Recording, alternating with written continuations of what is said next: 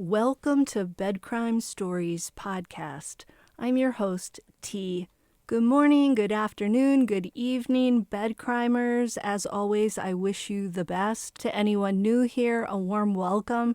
Thank you for checking out my channel. Let me just ask that after listening to or watching this video, if you learned something or enjoyed it, please do me a favor and smash that like button. Now, let's dig in. Hi, bed crimers. Hope you guys are all doing well. Last week, I watched as 42-year-old Zachariah Anderson of Mequon, Wisconsin, was convicted of taking the life of Rosalio Gutierrez in 2020. This was the trial that Law and Crime called the obsessed ex-boyfriend murder trial. Gutierrez had been dating Anderson's longtime ex-girlfriend, a woman named Sadie Beacham. Now, Beacham is also the mother of Anderson's 3 children, a daughter who is in her teens, and twin boys who are now 7. Gutierrez and Beacham had only been dating for a few months when the very controlling and jealous Anderson decided to do in Gutierrez. During the trial, Anderson's parents sat in the courtroom, not every day, but for quite a few of them. However, on the day the jury came back with their guilty verdict, Anderson's family was noticeably absent. I wondered why, on what seemed to me to be the most critical day of the trial, at least for their son, the Andersons chose not to be in the courtroom. Maybe they saw the writing on the wall.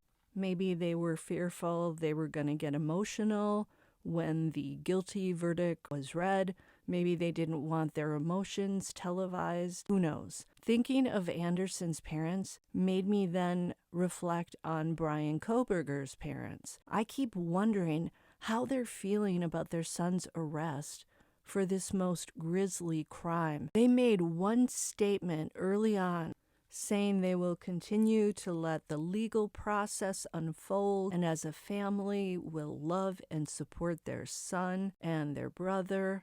But as details trickle out of Brian Kohberger's behavior while studying and teaching at Washington State University, his alleged talking down to females and other minorities, and his losing his teaching assistant position due to his sexist attitude and not heeding several warnings he was given that he better cut off his bad behavior. I wonder if his parents are now secretly questioning if their son could be the perpetrator of the crime. I also wonder how people in Albrightsville, Pennsylvania, where the family lives, are treating Kohberger's parents and his 2 sisters. In the Alex Murdaugh trial, we heard Alex's son Buster testify that after his brother Paul's fatal drunk driving boat crash in which Mallory Beach was killed, his late mother felt ostracized by some of the people in Hampton, South Carolina. I would hope that in the Kohberger's case, that their neighbors and fellow townsfolk are extending compassion and kindness instead of judgment. First off, because thus far, Brian Kohberger hasn't been found guilty of the crime, and he enjoys the presumption of innocence. Second, because sometimes even good parents who did everything right end up with a child who goes off the rails and gets in trouble with the law. Parents cannot 100% control their kids' behavior, especially their adult children's behavior. I'm sensitive to this because I have a relative who broke the law and was charged with and convicted of a serious felony, not the same crime that Brian Kohberger is accused of, nowhere near it, mind you, and thank God for that, but still a serious felony. From my experience, when a family member is charged with a felony that can lead to many years in prison, that person's family is also affected by the crime. They too become collateral damage in the case. They may feel shame because it's awful to think that your child or your sibling subjected others to a scary situation. The parents may also question if their child's behavior is a result of something they did or didn't do as parents, as they were raising that child. There's often a sick feeling in your gut as well because you're worried about whether your relative will be safe in prison among the other criminals. There's grief as well because you realize your relative's life is not going to be all that it could have been. Some of the hopes and dreams you had for that person fade away. I'm sure if Kohberger is found guilty of this crime, his parents are also going to be grieving a loss because in a sense their child will have died as well. Not in a physical sense, but the view, the image, what they knew about their child will have been completely destroyed, obliterated. If he committed this brutal crime, then he's likely not the son they thought he was. I know it's not popular to express compassion for an alleged perpetrator's family, especially in this case, but I do wonder how the Kohbergers are doing. And yes, the victims' families should be the ones we are most concerned about. They are the ones with the greatest loss. I get that. I'm just pointing out that there are many victims in a case like this. This brings me to the topic of whether or not the parents of an adult child with a history of mental illness and problems should, in certain cases, be held accountable for their offspring's criminal offenses. I'm not accusing Kohberger's parents of anything, by the way. I have no clue as to whether or not they saw any red flags in their son's behavior over the years, and if so, if they chose to ignore them. We also don't know if Kohberger suffered from any mental illness. The only thing that Kohberger has admitted to is having visual snow syndrome. Although in some of those postings, there were signs of depression. Allow me now to tell you a bed crime story in which an adult child committed the big M and her parents ended up being the ones punished for the crime. We have to go back to May 20th of 1988. That's when 30-year-old Lori Wasserman Dan walked into a second-grade classroom in Winnetka, Illinois, and told the children she was there to teach them about firearms. Lori Dan then pulled out a gun and opened fire on the class, killing an 8-year-old student and injuring 5 more. It was later discovered that this act was the culmination of several days of bizarre and violent behavior from Lori Dan, a young woman who was known to suffer from mental illness. Per the police, Lori Dan started her day around 9 a.m. at the home of a family she had previously babysat for. There, she took 2 of the children on what she had told their parents was a previously planned trip to a carnival in Evanston, but there was no carnival. And Dan ended up taking the 2 kids to an elementary school in Highland Park, where she attempted to set a fire. Thankfully, the fire was put out quickly. Next, Dan drove the kids home around 10:15 a.m., and while they and their mother were in the home's basement, Lori Dan set fire to their house. The family was able to escape through a basement window. By the time firefighters arrived at the burning home, Lori Dan was already on her way to Hubbard Woods Elementary School in Winnetka. Once she arrived at the school, she went inside and encountered a boy in the hallway. Dan pushed him into a washroom and shot him. She then attempted to shoot 2 other boys, but her gun was jammed. The boys ran for help. Next, Dan walked into a second-grade classroom. She had 2 handguns with her. She told the substitute teacher to gather the kids at one end of the classroom. Scary. The teacher did not follow the orders and tried to disarm Dan, who then opened fire. 5 children were struck.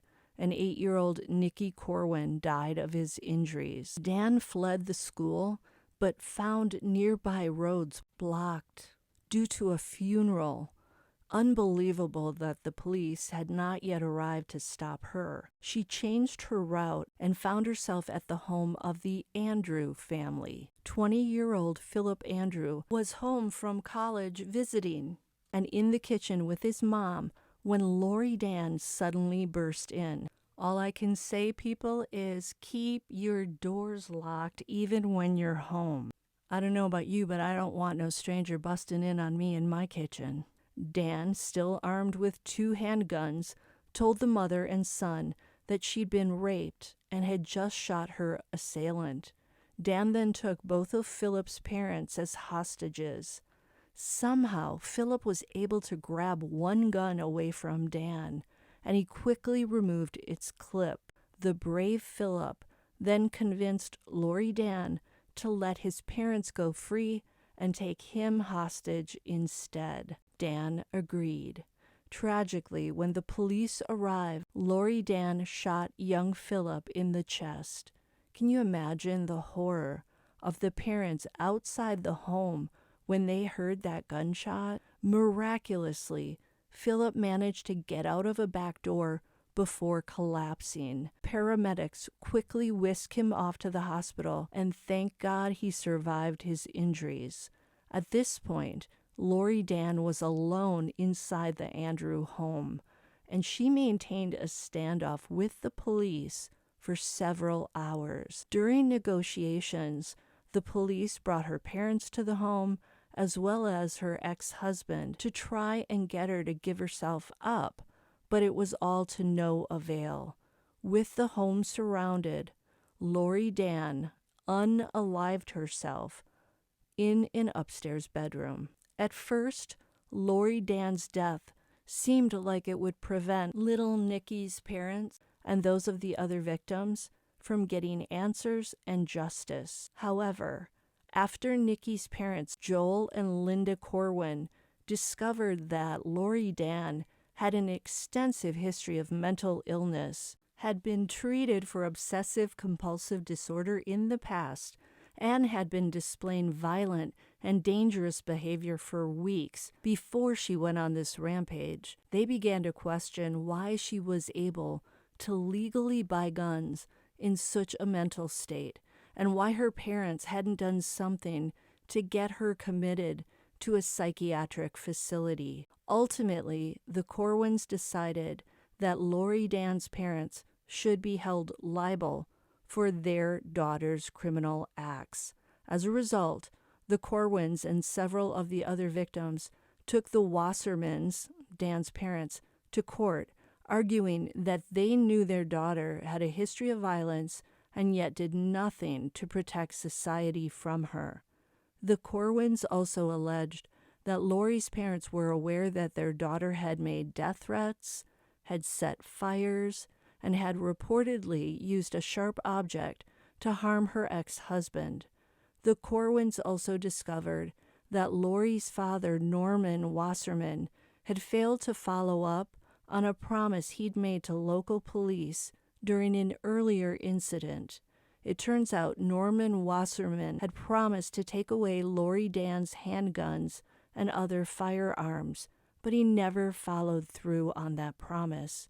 The Corwins also accused the Wassermans of giving misleading information to their daughter's psychologist and of helping Lori get an illegal and experimental drug for her emotional problems. Because the Wassermans had failed to take the firearms away from Lori Dan and had known about her violent threats and yet done nothing to get her effective treatment or to get her admitted to a facility, the Corwins felt the Wassermans should be held liable. Lori's parents, in their own defense, argued that they should not be liable for the violent acts of their emancipated adult daughter. They contended that legally a parent can only take control of their adult child through a court order. The Wassermans argued that because they were not their daughter's court-appointed custodians, they were not liable for her actions. Their lawyers also argued that the Wassermans could not legally remove their daughter's firearms. The lawyer said Lori's father would have had to steal them from his daughter, which would have been a crime. The lawyer also said that if the Wassermans acted to somehow confine Lori or constrain her against her will, they could, under a certain set of circumstances, be held liable for false imprisonment. In the end, the Wassermans quietly settled the Corwins' civil suit. They paid the Corwins what was estimated to have been around $1 million for their pain and suffering, and there were other suits as well that the Wassermans settled before going to trial.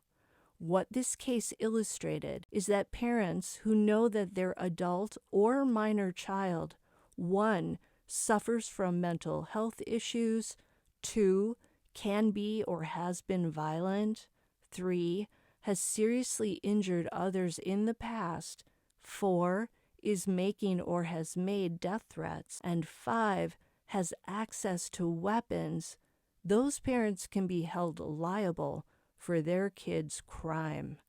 If Brian Kohberger goes to trial, it will be very interesting to see what comes out about his parents' knowledge of his mental health and behavior.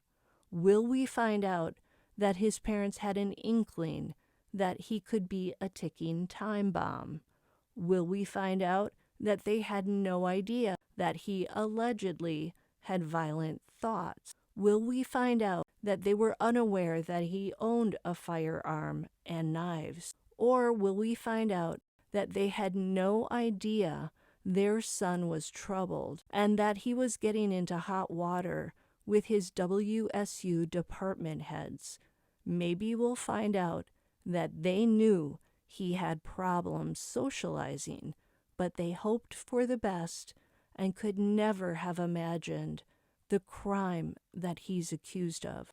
Until the next time on Bed Crime Stories, I'll see you next time. Now smash that like button, subscribe to my channel, and leave me a comment.